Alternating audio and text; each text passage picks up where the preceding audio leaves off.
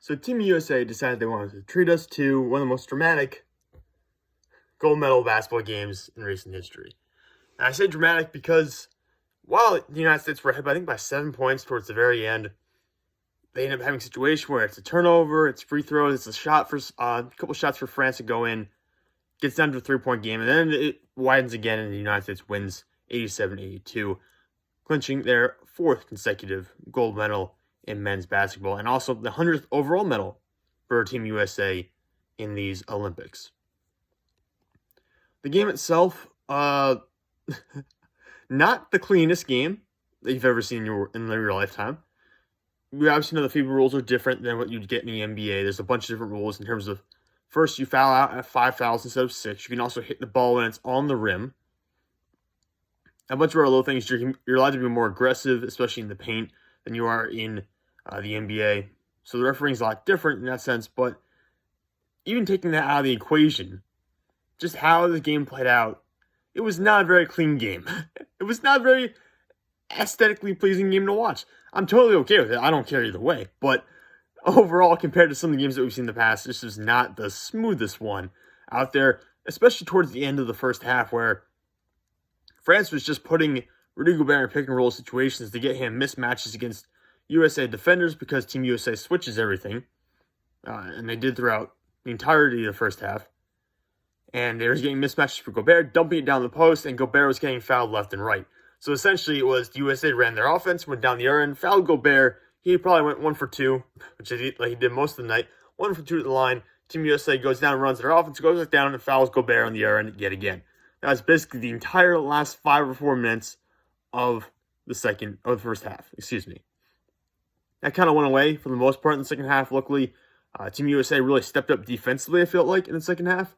Maybe that's not statistically accurate, but just from watching the game, it certainly felt like Team USA was all over the place on defense in the second half. How many turnovers did France have? I got the box score pulled up here. I just want to look at it on my computer behind my phone right now.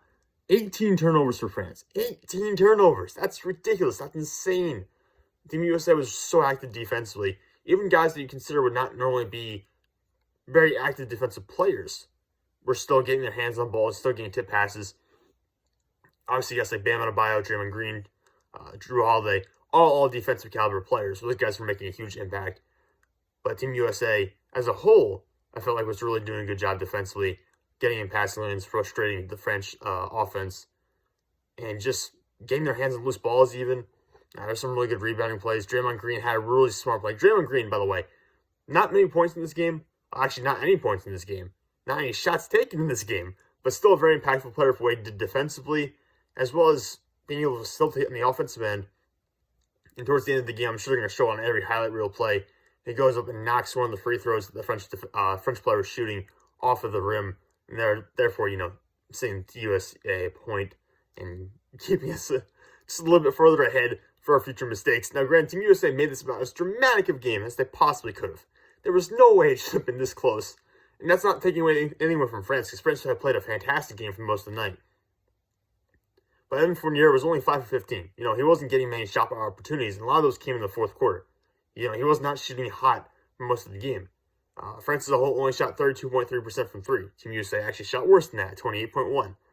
But France was not great from the field, not great from 3, not great from the free throw line. Neither was Team USA, honestly. But in a perfect world, the U.S. would have pulled ahead and probably scored closer to 100 points in this game.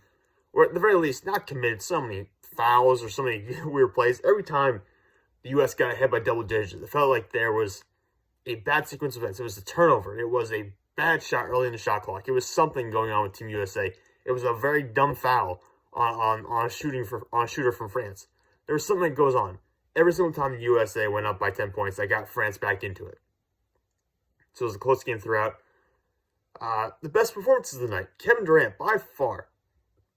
In his 2 previous gold medal matches, he had 30 points. He only had 29 tonight, so slacking off, obviously. If not for me just watching what Giannis Antetokounmpo had done in the NBA Finals, I would go back and say Durant was the best player in the world right now. But I still think Giannis is. But Durant certainly is still in that conversation, even after the Achilles tear, which is fantastic for him and fantastic for basketball as a whole. Yeah, but Durant had 29 points and had some pretty good defensive possessions against Rudy Gobert, actually, because Durant was playing as the 5 for a lot of the game especially when Bam wasn't in there. Sometimes Draymond rotated in that spot as well.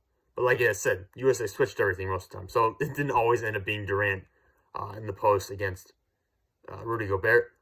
Damian Lillard had 11. Drew Holiday had 11. More notably, Holiday had 3 steals. Bam Adebayo, 6 points, 3 blocks. Devin Booker, only 2 points. Those are both free throws. Jayson Tatum's the second best player out there for Team USA today. It wasn't even close. 8 for 14 from the field, 3 for 5 from three-point land, 7 rebounds, 19 points. So 4 players from Team USA in double digits. Chris Middleton had 4 points. Draymond Green, as I previously mentioned, had no points, but he did have 2 steals, 5 assists, and 2 rebounds. And Zach LaVine had 5 points as well. Lillard heated up towards the end of the game. Well, I felt like a good chunk of his points came in the fourth quarter. For the most part, he kind of underperformed throughout this game. Is comparatively to what we expect from Damian Lillard as a top 10 player in the NBA. Durant, we got what we expected. Tatum was everything Team USA needed him to be today. If he hadn't been for Jayson Tatum, if he had like 11 points, we would have lost this game. We needed him to be a almost 20-point per game guy here towards the end, and he was that for us. Which is why Durant has such respect for Jayson Tatum, by the way. Why Durant is saying that Tatum might be the next guy to go out there and break Team USA's career points record in the Olympics is because how well Tatum plays in these situations. Drew Holiday, I said, was good. Just looking at the team as a whole, I said, like, not great shooting tonight. Really not great. 28.1% from 3, 45.7% from the field, 66.7% from the free throw line, including 2 Damian Lillard missed free throws at the very end of the game to make it extra dramatic and just make us all watch to the very end until the very last second ticked off. So, yeah, overall, not a great game for Damian Lillard. 2 standouts, Kevin Durant, Jayson Tatum. I said I would throw Draymond Green up there as well. Those would probably be the 3 best players. And Drew Holiday. Those 4 were fantastic for Team USA today. They were what they needed them to be. On the French side, Rudy Gobert, 5 for 5 from the field, 6 from 13 from the free throw line, which is obviously what's going to hurt France at the end of this. 8 rebounds for Gobert, 5 fouls, so he fell out there, and 3 turnovers. So Gobert, 16 points, 8 boards. Decent night, I guess. Not what you really would want from him. And he shot under 50% from the free throw line. You know, if he gets any closer to that, because I know it's 87-82 is the final score, but that's more of an 85-82 point game. So if Rudy Gobert just shoots 70% from the free throw line, it totally changes everything. So decent game for Gobert, but he's going to walk away from this game thinking probably what could have been. Yabusele was awesome for them as well. Only 4 from 11 from the field, but it didn't feel like that in the live game situation. He had 3 for 7 from 3-point land. Maybe I was just super focused on all 3 of those field goals, but he ended up with a game with 13 points. And it felt like he was hot the entire game, even though he had those 3 three-pointers made. Excuse me. It's very late at night. I'm very tired. I had an 8-hour shift today. I am very tired. Evan Fournier, like I said, was held away from not able to shoot most of the night because Team USA was playing such good defense on the perimeter, which did allow Rudy Gobert to get inside, which actually worked as a strategy because Gobert was not making the free throws. So that worked out pretty well for them. But Fournier did come alive a little bit towards the end of the game, finished with 16 points. Great job at Team USA. If it was intentional, maybe even a little unintentional, to go ahead and let Gobert, say, quote-unquote, dominate so much or push them around so much on the interior, and then kind of, it wasn't a hack and shack. They weren't intentionally going after him like that, but it worked out in a similar sense. Ben Simmons knows what it feels like. Not that Ben Simmons played in this tournament.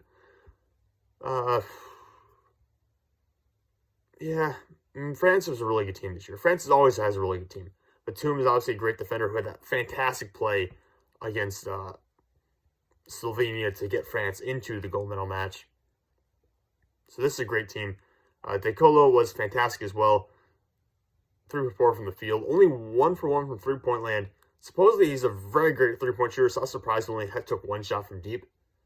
Very good from the line, though, 5 for 6. So France, great team.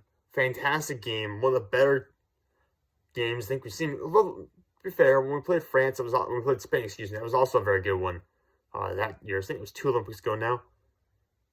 But anyways, there's been some really good Olympic basketball played here. And I'm glad I taped and recorded so many of the games so I can go back and watch them now. But This was a fantastic gold medal match. It lived up to all the hype. And honestly, while I would have preferred a blowout, I probably would have been disappointed had it been one just because I was expecting something worth watching all the way through. And this game was, even if it was a little bit stressful and a little bit more stressful than it had to be. But a fantastic win for Team USA. Kevin Durant keeps his name in that best player in the world conversation with a 29-point performance, even if most of that came in the first 3 quarters. But a phenomenal game all around. Fantastic watch. Even if it was a little bit of a slugfest at times and a little bit of a grinded out kind of game where you kind of say a little bit of stopping and starting for free throw shooting, but still a classic game. Team USA, 4th consecutive gold medal, 100 medals total in the Olympics. An absolute success for Team USA.